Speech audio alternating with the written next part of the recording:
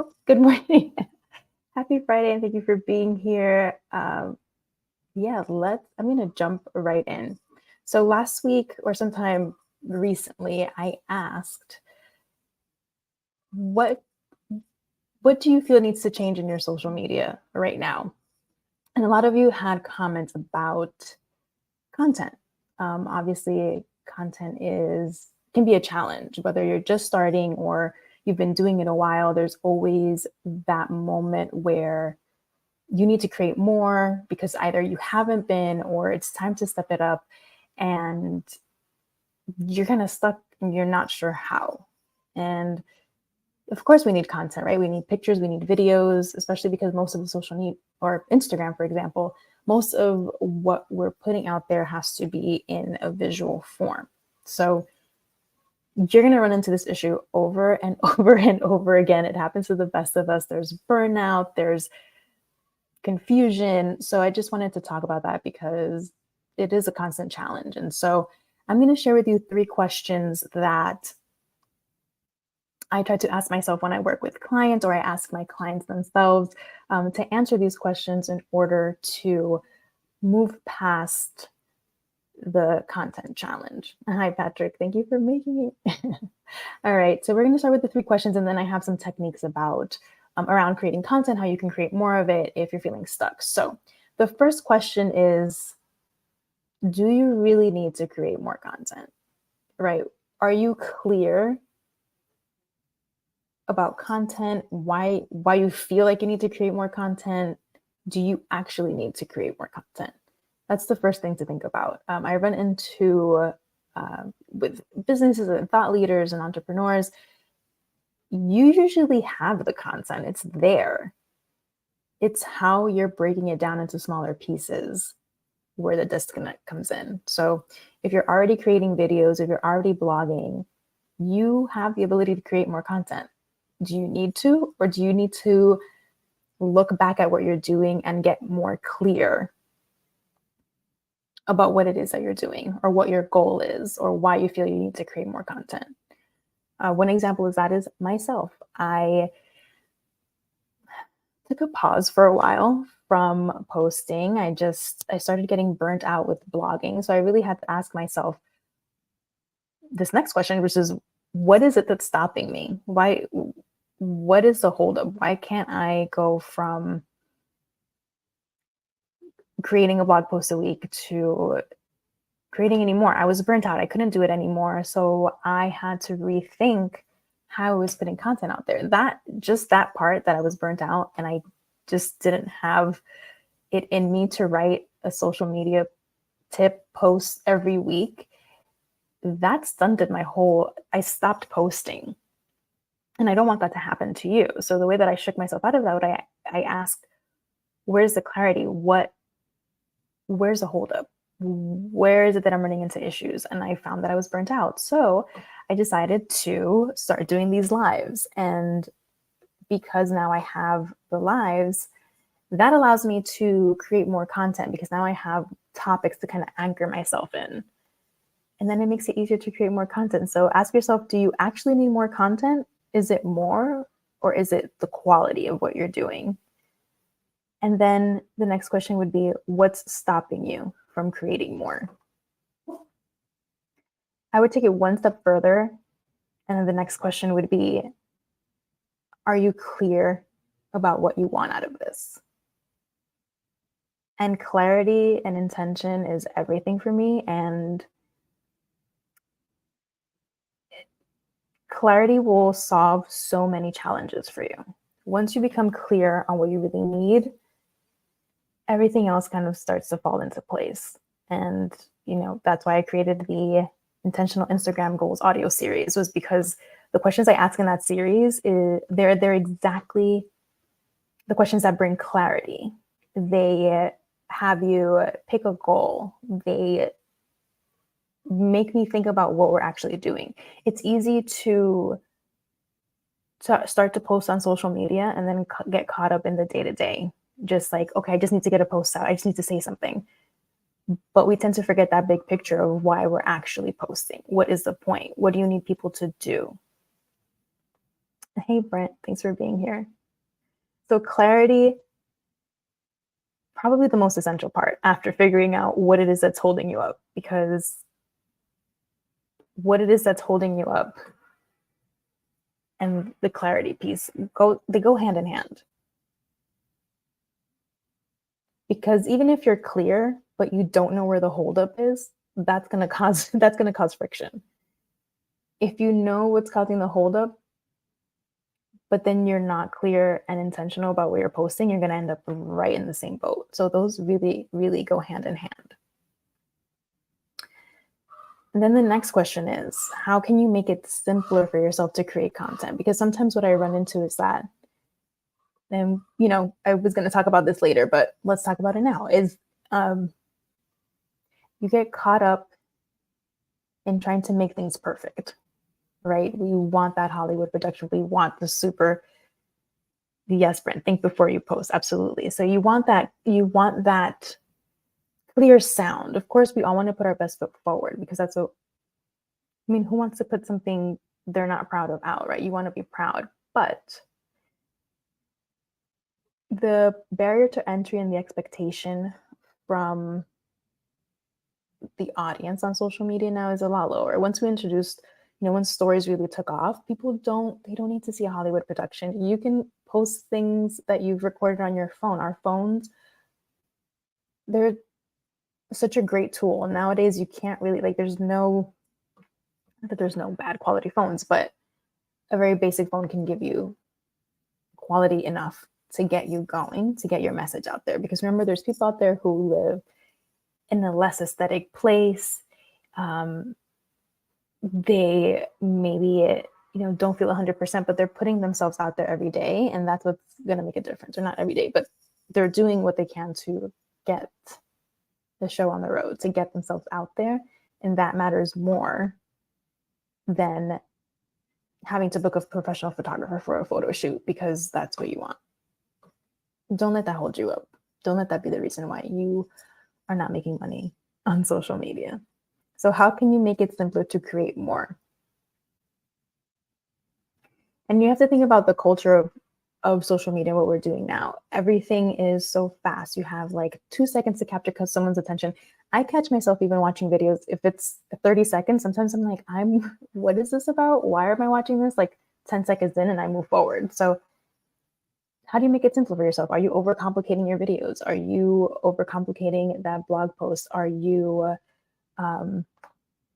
not going live because you feel like you need a $500 professional microphone? I'm talking to you with my little Apple headphones.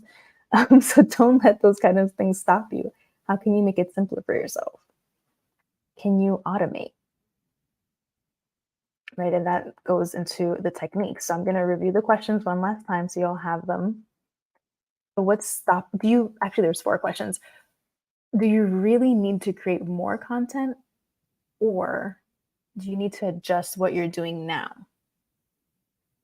Right? Are you clear about what you want on your social media channels, and is what you're doing in practice every day actually serving that purpose? Or are you just trying to create more content because you feel like you need to post every day because what you're doing isn't working? Take a look at what you're doing before you jump into that. Then are you clear about what you want? What's stopping you from creating more? If you're already clear and you figured out exactly what your goals are, what's stopping you from creating more content? Is it the fear of showing up? Are you scared to go live? Are you scared to record videos? That's something to work on. Maybe videos aren't your thing. So then you make it simple for yourself by doing pictures, right? These are why I'm asking you these questions, is to make you think about how to streamline this process for you.